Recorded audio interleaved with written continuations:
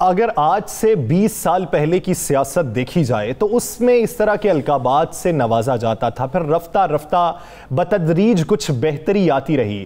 پاکستان تحریک انصاف کی حکومت آنے لگی تو ہمیں کچھ ایسا لگا ان کے دعووں سے کہ شاید کچھ بدل جائے گا، تبدیلی واضح طور پر مثبت دیکھنے میں آئے گی، لیکن اب تو منفی تبدیلی دیکھنے میں آ رہی ہے۔ مجموعی طور پہ دیکھیں، جس بھی پارٹی کا ذکر کر لیں اس کے رہنما اس طرح کے القابات ایک دوسرے کو نوازتے جا رہے ہیں۔ بسم اللہ الرحمن الرحیم۔ الصلاۃ والسلام علیک یا سیدی یا رسول اللہ، الصلاۃ والسلام علیک یا سیدی یا حبیب اللہ۔ یا سر، آپ نے بالکل درست کہا، تبدیلی تو آ گئی۔ تبدیلی یہ آ گئی کہ اب جلسے جلوس گالی گلوچ سے ہو رہے ہیں۔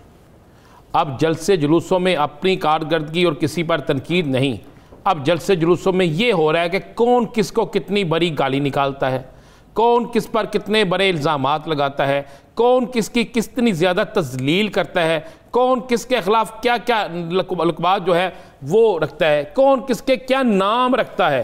یہ شروع ہو گیا جلسوں میں۔ یا سر، میں آپ کو بتاؤں، بالکل ٹھیک کہا رضا ربانی صاحب نے، لیکن کاش رضا ربانی صاحب جیسے بڑے لیڈر کچھ دن پہلے بلاول بھٹو صاحب کی بھی تقریریں سن لیتے ہیں اور ان کی تقریر کے وقت یہ کہہ دیتے، کاش وہ مریم کی تقریر کے وقت پہ یہ کہہ دیتے۔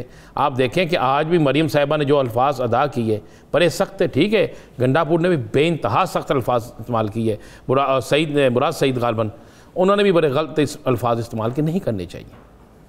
مریم صاحبہ نے بھی انتہا کر دی، کسی کو نریندر مودی کا یار بنا دیا، کسی کو کچھ بنا دیا۔ آج تو انہوں نے ایک اچھی بات کی ہے، انہوں نے کہا جی بنی گالہ میں جائیں، وہاں پہ منی لانڈر بیٹھے ہیں، ان سے پیسے وصول کریں، ملک کا قرضہ اتاریں۔ تو یہی بات وہ کہہ دیتی کہ سلمان شہباز کو لندن سے لے کر آئیں، میرے دونوں بھائیوں کو ببلوؤں کو لندن سے لے کر آئیں، چلے میاں صاحب تو بیمار ہیں، اسحاق ڈار کو لے کر آئیں اور ان سے پیسہ لیں اور ملک کا قرضہ اتار دیں۔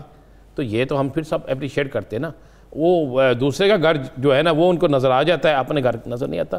لیکن کشمیر کا الیکشن، یا حسن میں آج کو آپ کو بڑی خبر دے دوں، کشمیر کے الیکشن کے حوالے سے جو رپورٹس بنی ہیں اس میں بڑے خوفناک انکشافات ہوئے ہیں۔ اس میں کہا گیا ہے کہ کشمیر کا الیکشن خونی الیکشن ہوتا جا رہا ہے۔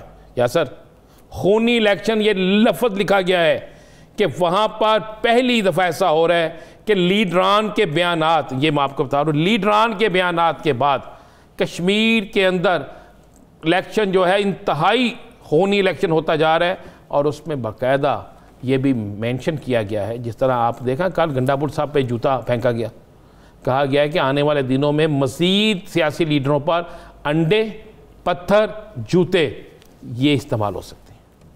یہ میں آپ کو وہ رپورٹ بتا رہا ہوں جو حقیقت پر ہے۔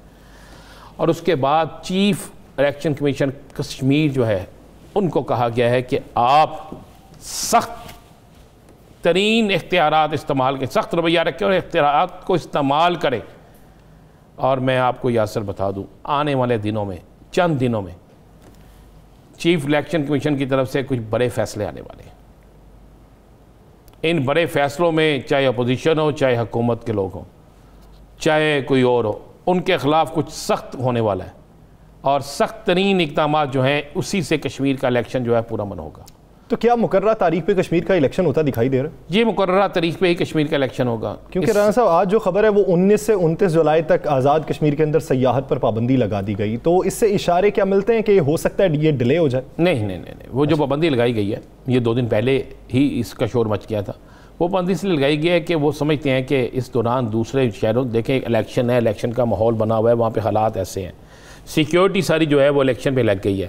اس دوران میں اگر سیاح وہاں پہ آتے ہیں، اور سیاح وہاں پہ آ کے بڑی تعداد میں عید کے دنوں میں آپ کو آ جاتے تھے، تو سیکیورٹی ان کو کور کرے گی یا ان کو کور کرے گی، یہ سیکیورٹی کے پوائنٹ آف ویو سے انہوں نے کیا ہے، اور دوسرا کرونا کی جو چوتھی لہر ہے اس کے پوائنٹ آف ویو سے کیا ہے۔ لیکن میں آپ کو بتا دیں، تو بڑی خبر میں نے آپ کو تو ایک دے دی ہے کہ چیف الیکشن کمیشن وہاں پہ بہت کچھ کرنے جا رہے ہیں۔ دوسرا آپ کو آج پھر کل تھوڑا سا رزلٹ دیا تھا، آج آپ کو رزلٹ دے دوں۔ یس سر جی، 6 سیٹیں پاکستان پیپلز پارٹی، 5 سے 6 سیٹیں، صحیح، 6 سے 7 سیٹیں مسلم کانفرنس، 18 سے 19 سیٹیں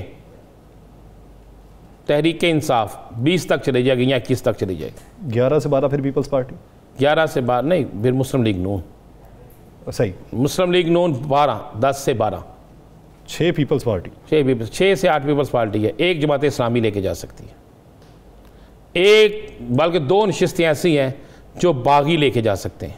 سادہ اکثریت سے یعنی حکومت کسی کی نہیں بنے گی سادہ اکثریت سے. یعنی مسلم کانفرنس نمبر 1 پہ ہوگی, میں کہہ رہا ہوں نمبر 1 پہ ہوگی پی ٹی آئی, نمبر 2 پہ مسلم لیگ نون, نمبر 3 پہ پاکستان پیپلز پارٹی, اس کے بعد برابر کی سیٹیں ہوں گی مسلم کانفرنس, اور کچھ آزاد ہوں گے. پہلی دفعہ وہاں پہ کچھ آزاد بھی جیتیں گے, باغی جنہیں ہم کہہ سکتے ہیں, اور چند ایک سیٹیں ایسی ہوں گی جن پہ ایک پہ جماعت اسلامی بھی جیت سکتی ہے. یاسر صحیح, یہ کشمیر کا آج میں آپ کو دے رہا ہوں, آپ دیکھ لیجئے گا 25 جولائی کو کشمیر کا رزلٹ آپ کے سامنے آ جائے گا. زمینی حقائق کے مطابق آپ لیکن ایک آخری میں بتاتا ہوں, کچھ لیڈروں پر واقعی حقیقت میں کشمیر کے اندر پابندی لگنے والی ہے.